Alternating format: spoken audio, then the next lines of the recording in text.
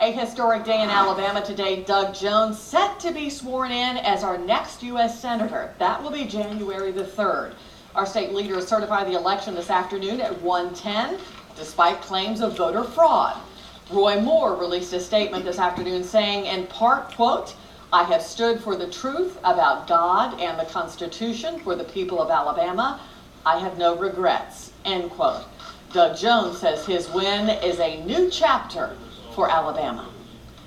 Right now, Bill Thomas, who's the vice chair of the Madison County Democratic Party, is joining me now to talk about this afternoon's certification. Again, it has been a long road for Democrats here in Alabama, sir.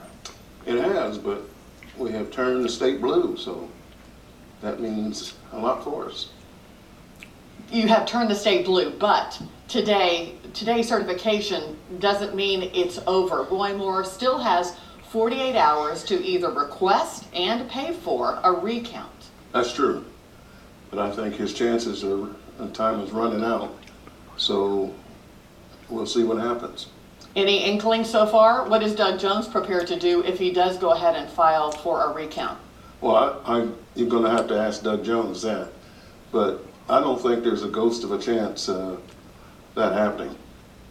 What do you have any specifics of the swearing-in ceremony, by the way, for January 3rd? Let's just assume that things proceed as they were today. He was certified as the senator-elect. Do you know what's going to happen over the next few days? Well, he was certified at 1:10. I would imagine he'll be sworn in by the Vice President, Pence, as done in all previous swearing-ins. So I think that's what will happen, and I think that will probably go off very smoothly. So no specifics so far about what's going to happen next week? No specifics. None has been announced that I know of on television, so I just can't make that stuff up.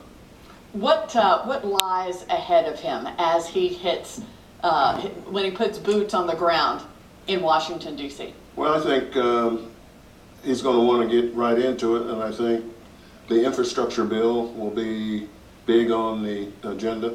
Immigration, health care, things like that will be a part of the agenda that will be coming up. Biggest challenge before him? Working it through. Just working it through. Representing the people of Alabama. Trying to figure out the ropes, and he will be coming back with a lot on his plate, and there are also so many things facing him with nominations coming up that were not certified in the Senate. For instance, the NASA administrator, various things like that he will be party to. But I just did not know if you knew of anything else that going into this next few days, what may be going on. No, I have no idea at this point. Ear close to the ground, and I know the party will stand behind him as the challenges are big for 18, so everybody's getting ready to meet those challenges. And fence mending with the Republicans trying to come together, right? And I think he's going to be sort of an independent type of person, and he'll work both sides of the aisle. He knows he's got to do that. He comes from a state that's red and blue or purple, so that's a big challenge for him.